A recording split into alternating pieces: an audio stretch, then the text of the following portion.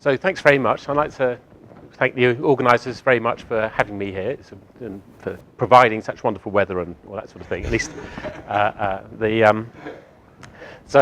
anyway, so what I want to talk about today are things which are, it has much less of an analytic flavour than much of what's happening, much of what I've seen so far in the meeting. But I hope at some point it will converge on ideas that are amenable to analysis. And in fact,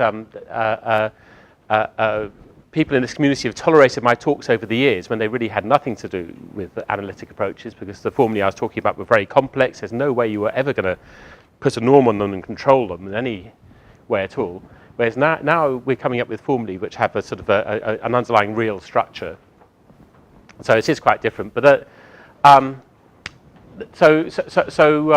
I've been talking about in the past have been twistors. Today I'm talking about ambitwistors. And so there's a picture of a twister, but what an ambitwistor is actually just a null geodesic in the complex. So you have to actually think about complex null directions as well as real null directions, and that's part of the theme of what will happen in this talk. So twistors were also based on null geodesics, but null geodesics with spin that's a delocalized. But here we will, like many other talks, in fact, be focusing on null geodesics. So now there's actually quite a long story of developments in this area, sort of going back to the early 70s. And one of the things this starts with is some formulae that Roger Penrose developed in his paper with Michael McCallum in 72 for scattering of null geodesics through a space-time. And where that led in the first instance was to certain twistor constructions for self-dual spacetimes. And these were very beautiful. They gave you, in some sense, a general solution to self-dual fields. They weren't really applicable to physics because self-dual fields, or at least not very direct. I mean, they were applied to instantons and things, but you can't apply to ordinary gravitational fields because if you have Lorentz signature and you're self-dual, you're flat. So these were solutions in Euclidean signature or in the complex. And so very early on, so the Penrose nonlinear graviton construction was in 76, and very early on people tried to extend these ideas to non-self-dual fields that could be real in the Lorentzian setting. And a proposal was put forward in 78 by Whittle and independently by Eisenberg, Yaskin and Green, that you could use this space of complex null geodesics to extend some of the Penrose twistor ideas. They were doing this in the context of Yang-Mills, where the ideas were actually due to Richard Ward. And so they gave a Yang-Mills construction. But I have to confess, actually, that construction has not had many applications over the intervening years. Nevertheless, it attracted quite a lot of attention just because, you know, that was Yang-Mills. And so Claude Lebrun managed to extend at least some of the kinematic ideas to gravity. And in fact, in my thesis, I guess, we understood the field equations for conformal and Einstein gravity. But then after that, not much happened. So what I'm talking about today are some new formulae for gravitational scattering that work in all dimensions. And these are due to Freddy Casciazzo, Song He, and Ellis Yuan, and they just came out, roughly speaking, a year ago. And the work I'm talking about is joint work with David Skinner and also with Yvonne, Geyer, Arthur Lipstein.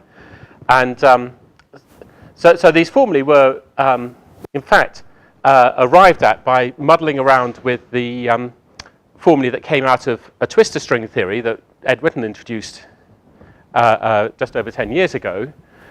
And so Dave Skinner and I managed to show that these actually are best understood as arising from string theories in ambitwistor space. And if I have time, I'll get to twistorial representations, or probably of more interest to people here, relationships to null infinity and null geodesic scattering in the BMS group. So, okay. So that's the sort of background to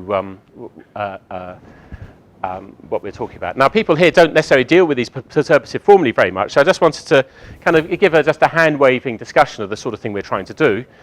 This will not suffice to any of the more analytically minded of you. And I'm actually slightly unsure as to whether anybody's really sorted out how to understand scattering theory for gravity properly in an analytic framework. So it's just an interesting question, I think, to try and source out what the function spaces should be in this story, although we saw some of that earlier today in was it Claudio's talk. So anyway, so the idea, roughly speaking, is you pose asymptotic data. So this will be, in some sense, this is data for the gravitational field, and you pose it at infinity. It doesn't really actually much matter whether you pose it at scri plus or scri minus, so long as it's in some sense determines a solution on the interior. And so you solve for a metric on the interior of the space-time. This is the quantum field theorist point of view, not an analyst point of view, I should say. And then the S matrix is, in some sense, the action evaluated on that field that you've got in the space-time. So, and the reason why you focus on this action is because it's a generating function for scattering. It is the quantum mechanical S matrix.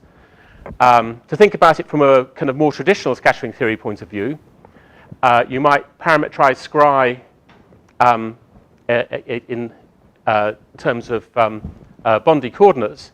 Here I've been rather lazy. I've sent one of the generators of scri out to infinity, so zeta equals infinity is on the end of the coordinate patch. And so what you have is flat space. Capital R equals 0 so this is like a retarded time 1 over r plus t. U is 1 over t minus r. And the scri is where little r goes to infinity, or capital R equals 0. So the gravitational data is actually the next order down in the metric. So it's flat to 0th order, and then 1 order in, you've got this shear, which is the perturbation in the metric. And so this is a standard thing that one would use. Finite mass tells you that sigma d by du of sigma in these Bondi coordinates is L2. But you also need to know that you can form this symplectic structure, and this was the origin of some of the discussion. Yeah. One major question. What equations are you solving? Einstein's equations, yeah. And the action is Einstein neighbourhood? Yeah. Well, you have to have a boundary term if you. Yeah. Yeah. Okay. And so there's a symplectic structure, and the scattering. In the first instance, from a scattering theorist point of view, we'll be taking the shear at scri minus to the corresponding shear at scri plus. And the reason why it might be determined by this functional, this S matrix functional, is because it's actually preserves the symplectic structure, and so you can actually represent it in terms of generating function. Okay, so the principal thing we're after calculating is this calligraphic S. But in fact, it's obviously too hard to do this.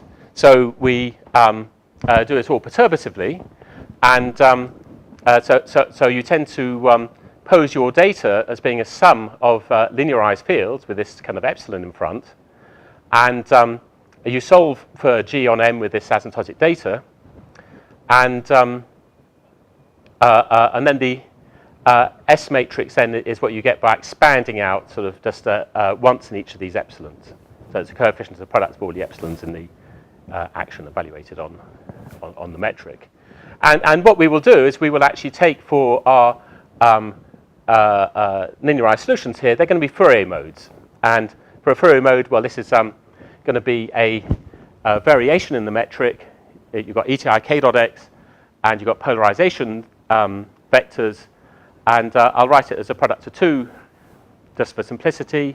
You'll get simpler formula later if we do that. So it has null momentum for the k. It's a real null momentum vector.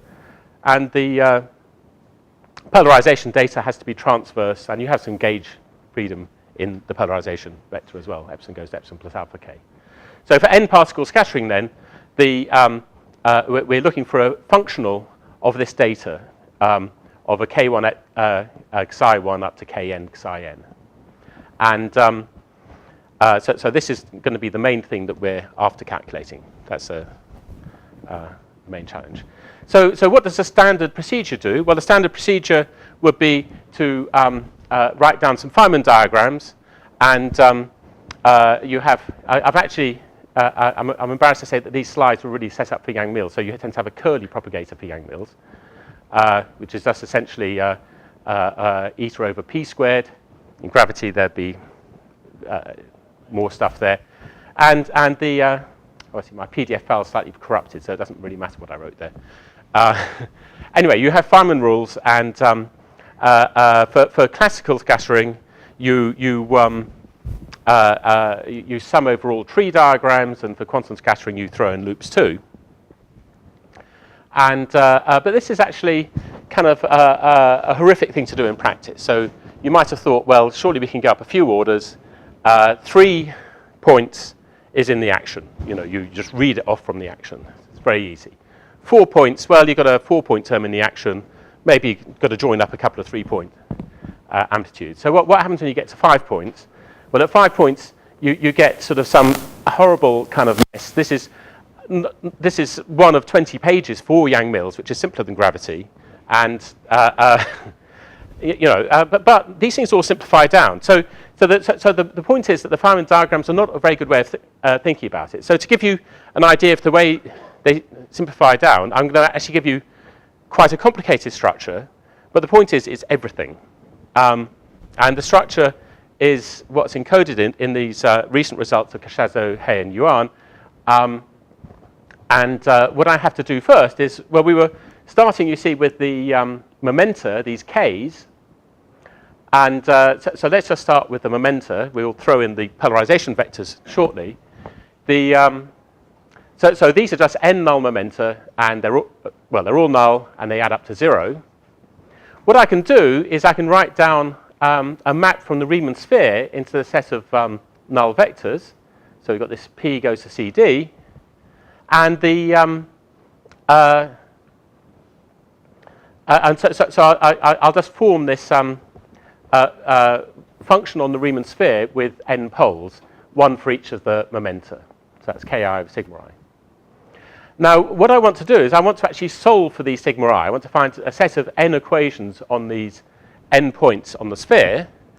And so I introduce these equations, which have become known as the scattering equations. So most simply, what we're going to do is we're going to set k dot p equals to 0 at each of these marked points, each of these sigma I. And the now this is, of course, you might have worried that this would blow up when you put sigma equal to sigma I here. This has a pole, but of course that's k squared, so that vanishes. So this is actually a reasonable thing. Now what does this do? This so setting k dot p equals 0. So first of all, it produces a bunch of n equations for n unknowns, the sigma I on the Riemann sphere, and this really arose as being just the residue of the norm of p, p squared, at the point sigma I. Now the sigma I are the only points where you could have a pole, and so what it tells you is that in fact the residues at all the poles is 0, so it's actually holomorphic.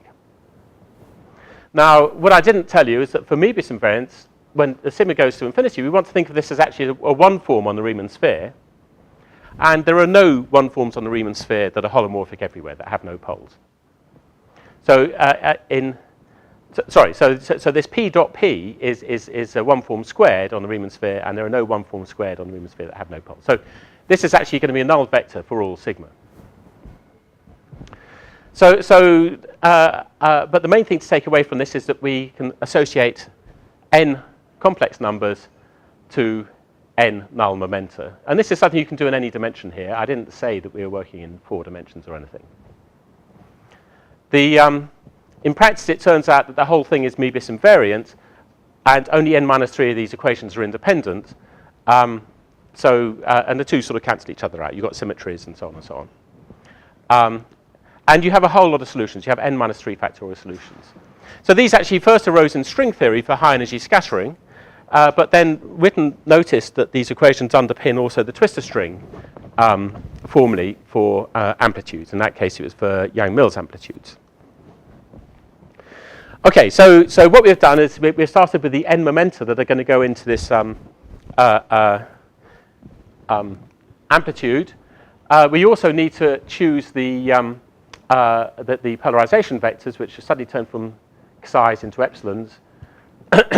And so these are all vectors, but you've got two of them. So this is the easiest to think of this as a symmetric matrix, although in fact this doesn't need to be symmetric. It turns out that we can have a skew part and traces as well.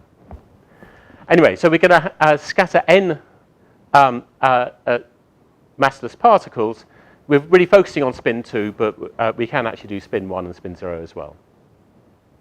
So we have our polarization vectors, and we can form this matrix using these solutions to the scattering equation. So this is a 2n by 2n matrix, and it has this block structure.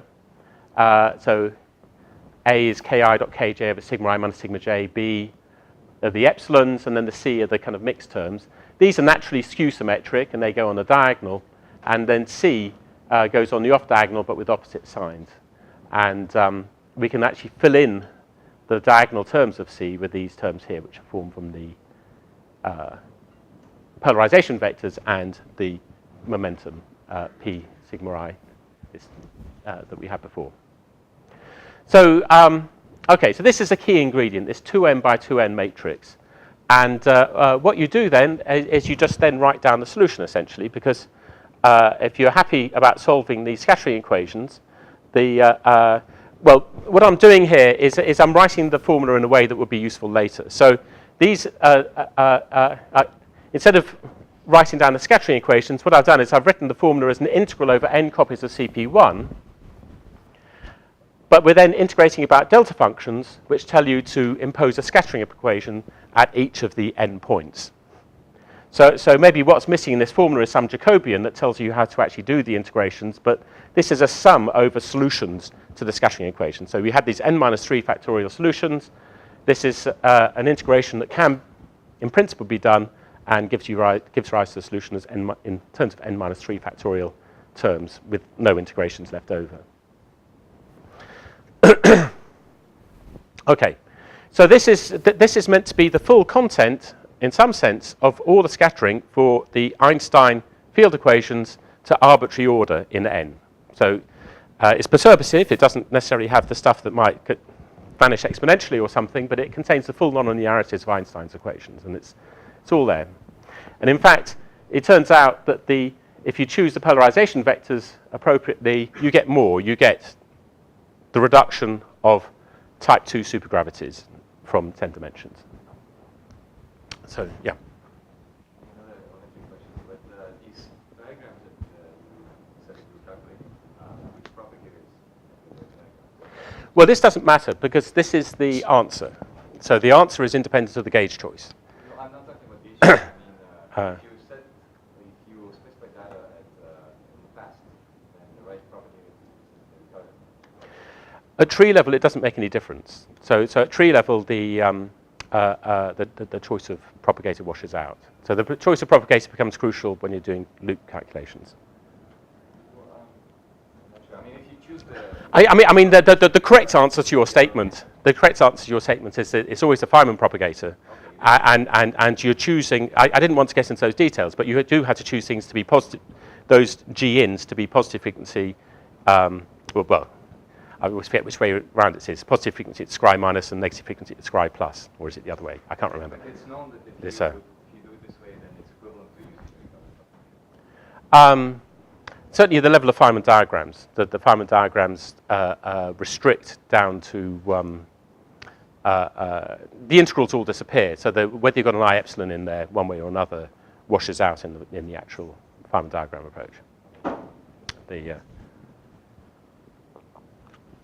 Yeah, I mean, at tree level, you've got as many delta functions as you have integrations in momentum space. And so whether you put an I epsilon in there or not just makes no difference. So, okay, so anyway, so many of us found these formulae quite boggling. This is this in some sense really quite really quite explicit. I mean, you can write down the determinant that you need to integrate out these delta functions and everything completely explicitly. And all you have to do is solve those n equations, the scattering equations. Okay, so this was really discovered just by being very clever with formulae. You know, these guys just messed around with the formulae, integrated things out, and so on and so on. And one would like an underlying reason for a formula as beautiful as this to exist. So what I want to try to explain to you now is where formulae like this might come from. I still actually can't explain to you why they come from here, but I can explain where they come from. So it's a start. So ambitwistor space, well, I don't need to introduce lots of spinors or anything. We are just talking about null geodesics. And so ambitwistor space itself, as I say, they're complex null geodesics. So you take your real space-time and you complexify, and you turn it into a complex manifold. If you're in d dimensions, this is a d-dimensional complex manifold with a holomorphic metric. So we're assuming analyticity to set this up, although that's probably not very important at the end of the day. And so the covector tangent to a null geodesic will be just called p. So you're just imagining a light ray here, p squared equals 0. And so the way that you can actually get your hands on the space of null geodesics is to take the cotangent bundle of space-time, restrict to p squared equals 0, so you've got null vectors, and take a quotient by the geodesic spray. So this here is the horizontal lift of the space-time Levi-Civita connection. And that gives a construction of ambitwistor space. And you can think of this as arriving in a kind of symplectic way. So the cotangent bundle has a natural symplectic structure, dp wedge dx. And you're reducing by the constraint p squared. And so that has d naught as a Hamiltonian vector field. And when p squared equals 0, you have an extra structure. You have this symplectic potential that lives on the quotient. And this will play an important role in what follows. And so these all descend to ambitwistor space. And what Claude Lebrun's result was to say that if we so in order to realize it as a symplectic manifold, you need the scale of the momentum. What Claude Lebrun's result was that if you projectivize, forget about the scale of the null vector, then well, so what we have is a 2D minus 2D minus 2 or 2D minus 3 manifold. So I guess I could. And what Claude showed was that the complex structure, so this is a complex manifold, the complex structure on this manifold determines the original space-time together with its conformal metric G. And he showed that this correspondence is actually stable under arbitrary deformations of the complex structure that preserve the existence of the symplectic potential. So, so this is quite remarkable, and roughly speaking, how it works is that if you have a space A and you have your original space-time M, then a point in M corresponds to the all the light rays in the fully complex light cone of the point X. And if you projectivize, this is a quadric cone sitting inside the space-time, and if you deform the complex structure here, these will tend to survive. There's Kadara deformation theory tells you that complex submanifolds survive, and they still form a finite dimensional, in fact, four-dimensional, well, or d-dimensional family if you're working in d dimensions. So, and you can reconstruct the conformal structure, because if you have a qx and a qy corresponding to points that are null separated, then they will intersect at the point corresponding to the null geodesic inside the ambitwistor space. And that will actually determine the null geodesics in the space-time. Now, this is a very abstract theorem, and you might think, well, how on earth am I going to use this? And well,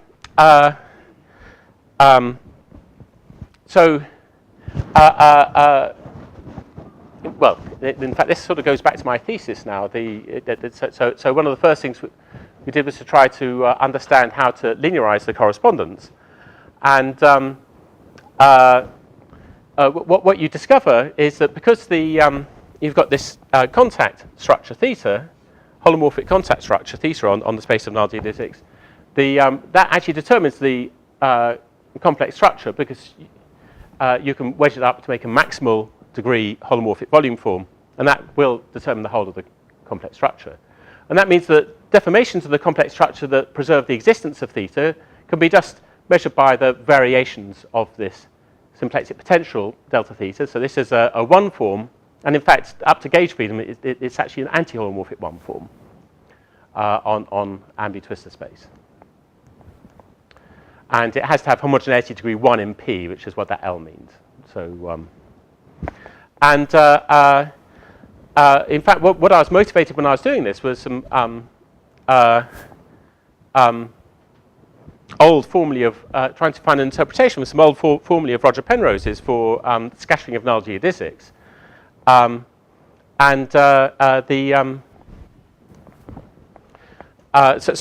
Roger's formulae here told you how to express the scattering of null geodesics through a gravitational wave in terms of a Hamiltonian motion. And so what you discover is if you do this Hamiltonian motion here, this actually all looks very holomorphic, but it has a pole at k dot p equals 0. And so if you do the Lie derivative of the symplectic potential along this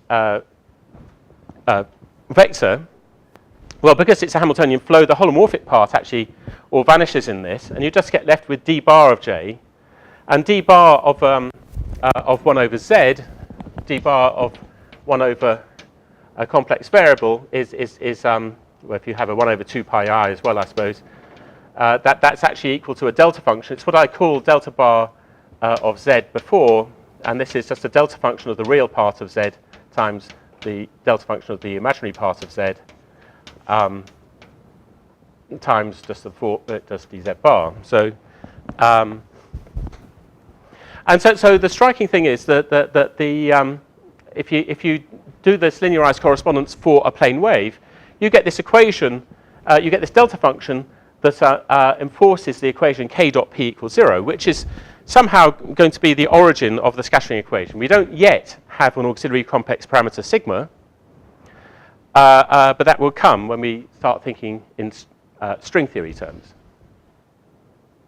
So this is just a statement about linearizing the Lebrun correspondence. So, okay, so this is linear theory. You may then ask, how do you do sort of non-linear stuff? You've got to sort of imagine that you're superposing a whole bunch of these, and that's where we got stuck in the 80s, and so we sort of gave up. And there was a different idea as to how these things were working then in terms of formal neighbourhoods, which is now not really playing a role. So how do you actually sort of jack this up, though, into something which is going to tell you about at least n particles rather than just one? And so what I want to do is to introduce a string theory in ambitwistor space. Before I do that, I just want to sort of give you a model of the action just in the real context. So you start off with a phase space action for null geodesics. And this is in some sense modeled on the symplectic potential. So you have the action is p dot dx, and you need to have a Lagrange multiplier to tell you that p squared should vanish. And so this is a phase space action for real null geodesics. So this is a map from x to the cotangent bundle. And on the one hand, you can think of the E as what's sometimes known as an Einbein, just giving you a measure along the null geodesic. But it's also a Lagrange multiplier enforcing this constraint. But it has a gauge freedom. So this, so if you E is a one form along the null geodesic, and so if you can add on d alpha to that one form. If you do that, then this is symmetry if you add on alpha p to x. And so what you can see is that this action is actually it's not so much driving you up the null geodesic by telling you that x dot equals p. It's telling you that different points on the null geodesic are gauge equivalent. I mean, it does both if E is not equal to 0, but what we're going to do later is actually set E equal to 0. So anyway, so the phase space then is given by this action as the cotangent bundle of M modulo this gauge. And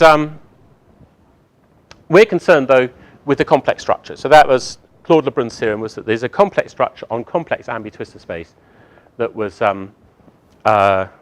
driving this construction that allowed you to reconstruct space-time. And so, so what you can do is you can now complexify your null geodesic to now something which is going to be a Riemann surface, sigma, and complexify your space-time and metric to be a d-dimensional complex manifold with a holomorphic metric defined on it. And this is sort of thought of as being defined on a neighbourhood of the real slice. So I know analysts don't like this at all. As far as analysts is concerned, the analytic functions are probably the worst in the whole book. You never, anyway. But there you go. This is what I'm doing. So we use the same action, and this action is then going to describe holomorphic maps into ambitwistor space, because the gauge freedom we had before will take X up and down the null geodesics. So so E is now a 0-1 form along the null Riemann surface, and and in order to make this actually something you can integrate legitimately on the Riemann surface, we've got d bar of X. X is just an ordinary map from the Riemann surface into space-time. P has to be a 1-0 form. So the scalings of P are identified with 1-0 form. So maybe you should, when I write P, if you want to think explicitly, you would be writing P equals something like P sigma d sigma. And then this makes sense as something that, but then E has to take values in the tangent bundle, holomorphic tangent bundle of the Riemann surface, as well as 0-1 forms. Okay, so then we're thinking about this again as being an action on ambitwistor space, because when you mod out by the gauge freedom, then you're going up and down the null geodesics. So this is well, sorry, I should have maybe said, why am I writing down an action for these things in the first place? I mean, if you're a differential geometer, you just write down this space and so on. Well, what we're going to, in string theory, what we're going to do is we're going to actually quantize this action, and then just use the string yoga that tells us how to calculate amplitudes from the string path integral. So, so this yoga involves gauge fixing. So this E, we had this gauge, and you have to do a Faddeev-Popov construction to actually sort of fix the gauge. And the easy gauge to fix is to say that E equals 0. And this leads to, I don't want to spend too much time on this. This is a standard procedure and sort of relatively technical, but you get ghosts. And so you add in some ghost fields, and you get a BRST operator. And this is one of the things that drives string theory, is the idea that, so the symmetries are associated with diffeomorphisms of the Riemann surface, and they're associated with the gauge freedom that took you up and down the null geodesics. And the question is, can you actually reduce by those constraints consistently in the quantum theory on the Riemann surface? And the answer is yes, if q squared equals 0 in the quantum theory. So this T here is the stress energy tensor of the stuff that's been written down. And this, there's a standard way to calculate this. And classically, of course, these things all close. Q squared equals 0 classically, because these symmetries do just make sense classically. But you get double contractions when you do it quantum mechanically. And you get twice the dimension, minus 26, coming up. Roughly the same reason as those numbers come up in conventional bosonic string theory. So you can quantize this consistently in 26 dimensions. I should say that the consistent quantization doesn't really make too much difference for tree-level amplitudes, but they would make difference for loop amplitudes. So, but anyway, this is very close to standard string theory. But what we'll see is that you don't have all the extra string degrees of freedom. And you can write down the amplitudes explicitly. So, I mean, but part of the background, I guess, of the string idea is that when you write down an amplitude, you write down a path integral. So,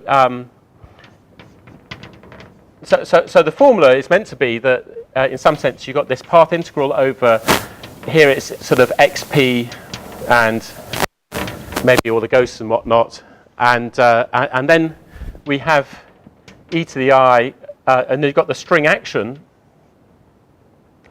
But this is actually now a function of the metric, and so we'd have this kind of G1.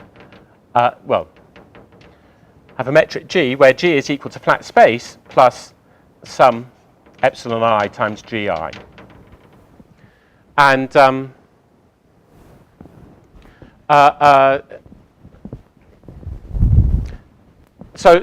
this is the formula that drives string theory to a certain extent. And then when you expand out the dependence on the metric in the action here, what you end up with is a path integral, which is which has the corrections to the action there. So it's SG1 up to SGN times the e to the I s.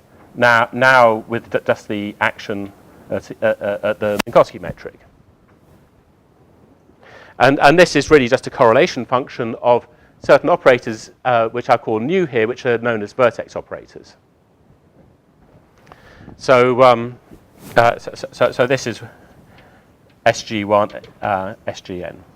And in fact, you can calculate this correlation function just by doing Wick contractions on the world sheet. So, so the way that the action was perturbed then by putting a perturbation of the metric in was controlled by this variation in the symplectic potential that we wrote down before, which had this expression in terms of the scattering equation. But now it's delta bar of k dot p of sigma, because p is a map from the Riemann surface into the Ambitwistor space, and you've got the exponentials that you expected, and the polarization tensor times pp. And we're told that we need to have these things being BRST closed, in order for the symmetries to be properly respected, and this will tell you that k squared has to vanish, and that the polarization tensors are transverse. I mean, the whole procedure is a little bit technical because you have fixed vertex operators as well as integrated ones, and these are all to do with the gauge fixing for the symmetries. But anyway, what you end up with then is this formula here for the amplitude using the standard string yoga, and we can evaluate this. So we still have, in these news down here, we've still got the ECI k dot x's. What we're meant to do is we're meant to take the Wick contractions between all the x's and all the p's in this formula here and replace it with propagators on the Riemann surface. So you'd have a formula that tells you something like x with p is equal to a Kronecker delta divided by, if that's at sigma and this is at sigma prime, you get that over sigma minus sigma prime. And anyway, to do this, there's a trick. Rather than doing all the contractions, you can take the exponentials back into the action. So our action is gauge fixed, so you just have the p dot d bar x, but we have the k dot x's now taken into the action from the vertex operators. And we end up getting the equation d bar p is equal to delta functions times the ki's here. So that should be a ki. And this then has a solution, which is that p of sigma are these familiar expressions that we had from the discussion of the scattering equations before, where we had the meromorphic function on the Riemann sphere, with poles at the sigma I and ki being the momenta that are going to play a role in the play a role in the scattering process. And so we end up getting a formula for the full correlator now. So now all the contractions are in some sense done. So we're left with the product of these delta bar of k dot p's. And these were the scattering equations that we had in the formula that this Christodoulou-Klainerman formula that I started with. But then we get these epsilon times pp terms, which are sort of maybe slightly reminiscent of stuff you had in that formula, but it's not that formula. So so we can see some of the ingredients of the formula, but this isn't really. But this isn't it. And in fact, there isn't really at this stage a good interpretation of what this formula is doing. But this isn't the end of the story either. So I mean, it's slightly frustrating because this is a chiral limit of regular bosonic string theory that does give rise to Einstein gravity amplitudes. That is well known. And here, this is just failing. So we don't know why, because other things do work, as I'm about to say. So we have to actually sort of up our game. And really the point is, how do you get Pfaffians? So the CHY formula had Pfaffians. And the way that you get Pfaffians is by doing a fermionic path integral. And so how are we going to do that? Well, in fact, the RNS string tells you how to do that. So for the RNS string, you have spin vectors along with on the original world sheet, you have the position x as a function of sigma, and you also have spin vectors as well, these psi. So these are fermionic. And the way you should think of these psi's is that in the first quantized theory, if you were to quantize the psi, they would give you the Clifford algebra matrices, which would then, when you quantize the constraints p dot psi equals 0, this would actually give you the Dirac equation, for example.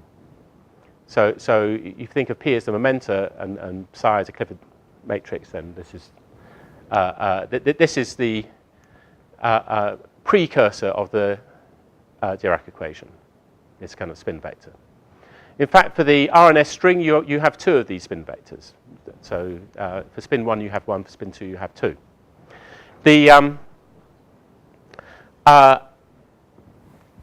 Okay, so this gives you an extended idea as to what a null geodesic is.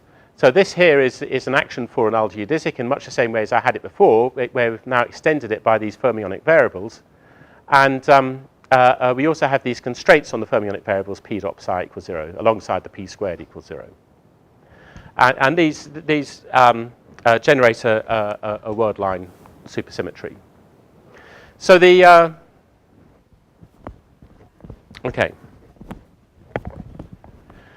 So these then, if you think of these in the complex now, give rise to a super ambitwistor space. So you can introduce, you can extend the cotangent bundle by these fermionic variables, the spin vectors psi, and we can reduce by the constraints p squared and p dot psi r, and on the quotient we will still have this. We'll have this symplectic potential. Now that things are fermionic, you can have a psi dot d psi, and that will be non-trivial for a symplectic form in the fermionic context. And we can run through the Lebrun correspondence. That works just as it did in the bosonic case, and the study of perturbations work just as it did in the bosonic case with some extra terms. We get the so before we had epsilon dot p squared. Now we get a product of epsilon dot p, but then we get these world sheet spinners with the k dot psi and a psi there. And what this allows now is that the expression is sensitive to the fact that epsilon 1 doesn't need to be equal to epsilon 2. You can have skew symmetric variations in the metric, which is the B field of standard string theory. So Okay, so that's the kind of the ambitwistor theory. You can then do the ambitwistor string, but now supersymmetrically with these extra psi's involved. And now we have some extra constraints. We haven't just got the p squared equals 0, we've got the p dot psi equals 0. And we have Lagrange multipliers accordingly. And the but you can do the same gauge fixing for the symmetries. You set E and psi equal to 0, and we get a BRST operator. And this is now very closely modeled on the conventional string, the conventional type 2 string. And so Q squared equals 0 corresponds to 10 dimensions. And so this is critical in 10 dimensions. So, okay, we can run through the previous yoga for finding amplitude. So we can use these variations in the contact structure to give you the integrated vertex operators. And again, we have some stuff to do with gauge fixing that requires you to introduce so-called fixed vertex operators, which I guess are maybe not part of the culture here, so I don't want to dwell too long on them. And the amplitudes are then given by a correlation function of all of these vertex operators, much as we had before. And the main complication is these extra psi terms. I mean, everything else will work as before. So we do get the momentum-conserving delta function as before by integrating out the x dependence. So that's part of the moduli. And we will also get the scattering equations as before. So the main new ingredient then is this correlation function of all of the fermions in the that we had. So now we had two different sets of fermions, the psi1 and psi2, but they're independent. They don't have any contractions with each other, and they too have Wick contractions, which look like, so psi, sigma. 1 psi sigma prime. So that's going to be equal to, again, a Kronecker delta times 1 over sigma minus sigma prime. And so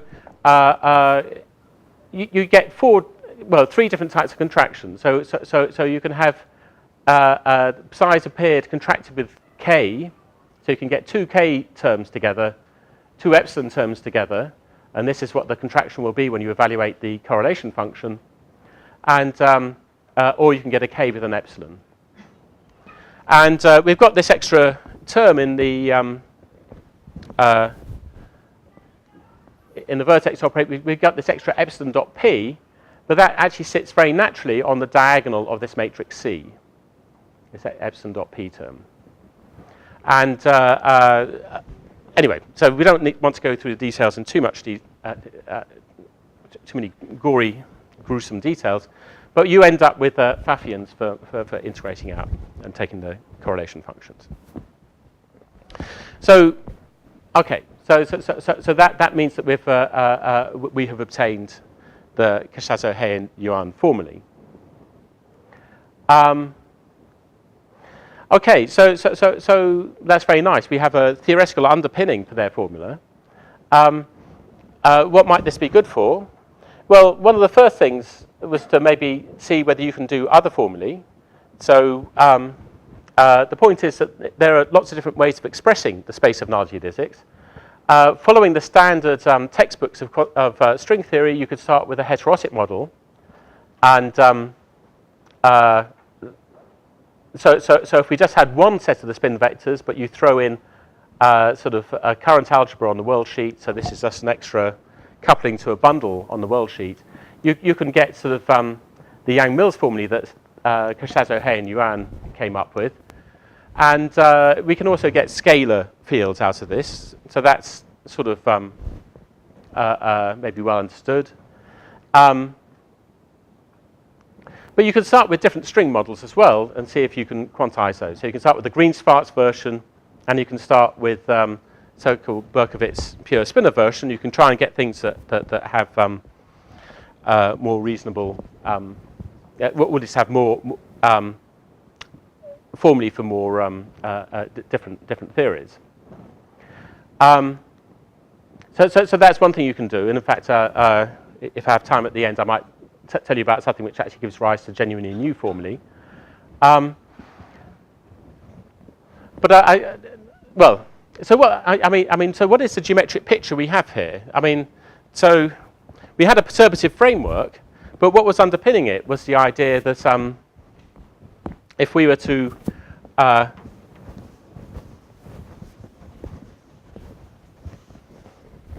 so what was underpinning it was the idea that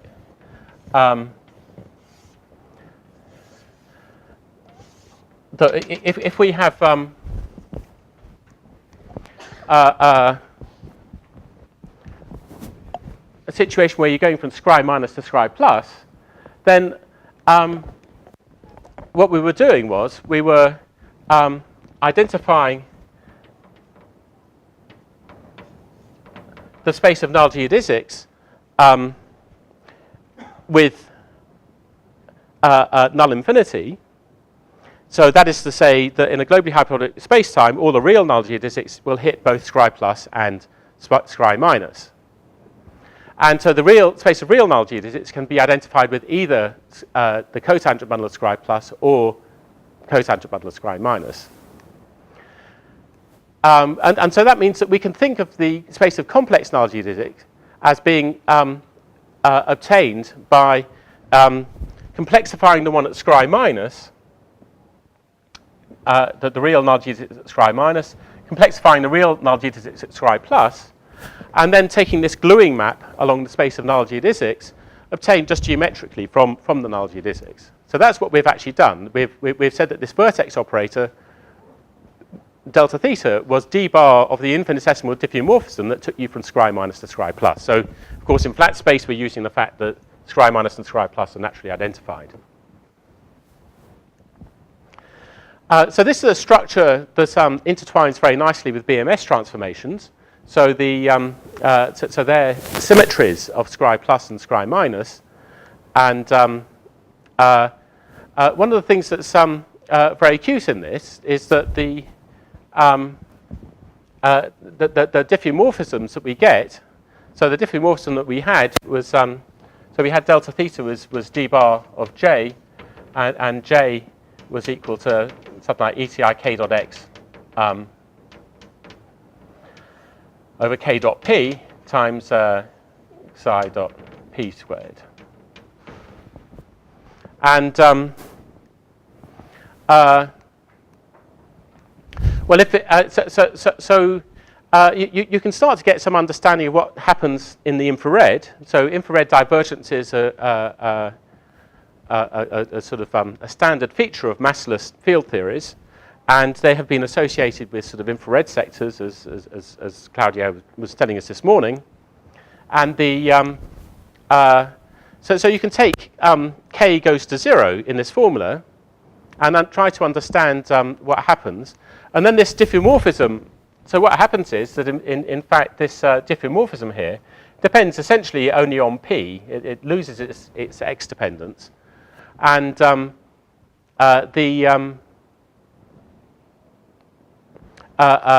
discover that it actually reduces, instead of being a diffeomorphism of the cotangent bundle of scri, it's actually induced from a super translation. And super translations are, of course, meant to be symmetries, but they're only symmetries of, you don't expect to be able to do super translations of scri minus and scri plus at the same time. You expect to have to tie them down at I0.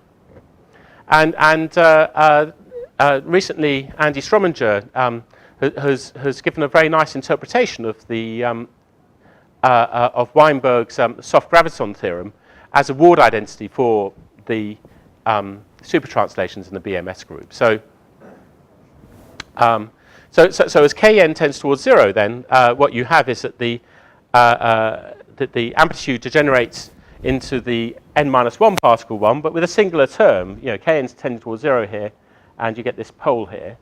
And this term can be understood as being as arising from a from the supertranslation equivariance, scri plus and scri minus at the same time. Okay. So, so that's one thing that you can do with it. Okay. So just to summarize,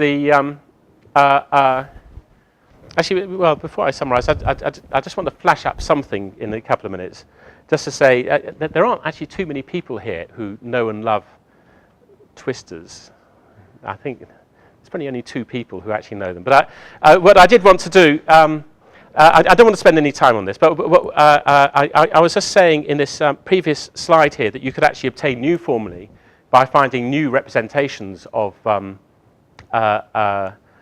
ambitwistor space. And of course, the original one did look very twistorial. So, so in 4 dimensions, yeah, I don't want to go through this in detail, but I just want to say that there was a twistorial representation with a pair consisting of a twistor and a dual twistor, such that z.w equals 0.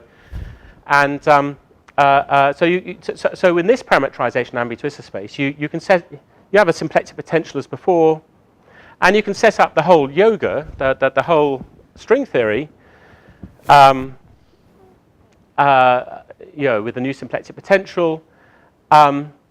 And this is very similar to the original twistor string that Witten wrote down 10 years ago, except just some different choices. Everything is now ambidextrous. There's some different choices all the way through.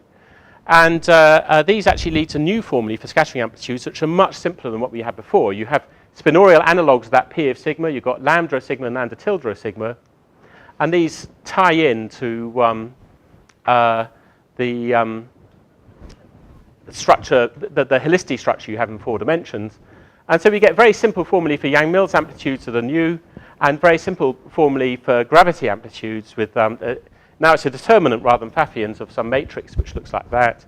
And anyway, so as I said, I don't want to sort of go on for too long on this, but you really can get new formulae by looking at new presentations of ambitwistor space.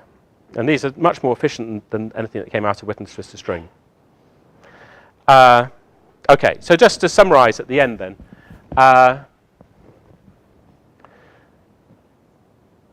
These are very closely related to regular strings, but they are not ordinary strings. There's no alpha prime.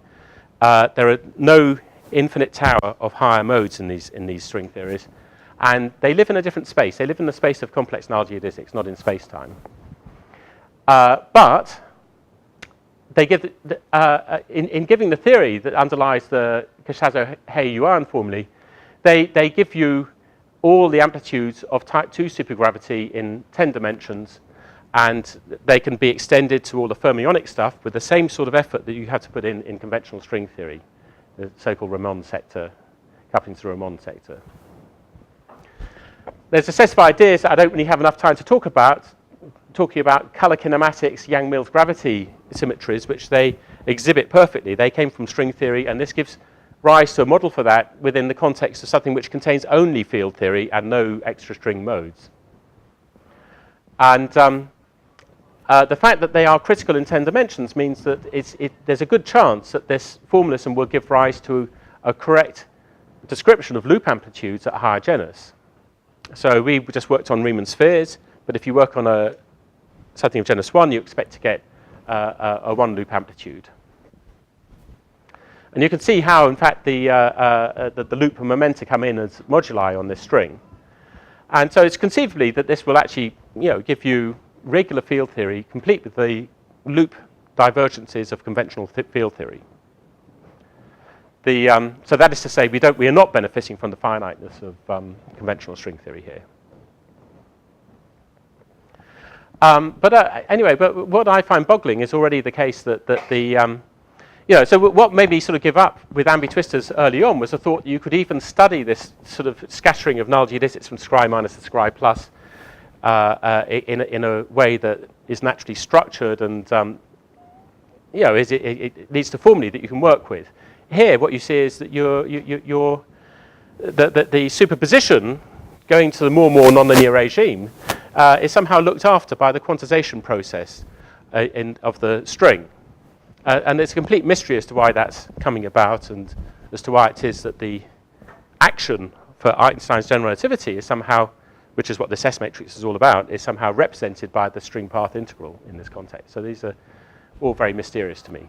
But anyway, so I'll stop there. But I hope at some stage that at one point there'll be some analytic consequences and maybe fully nonlinear and analytic correspondences for that, consequences for that. That might take a while still. So thank you.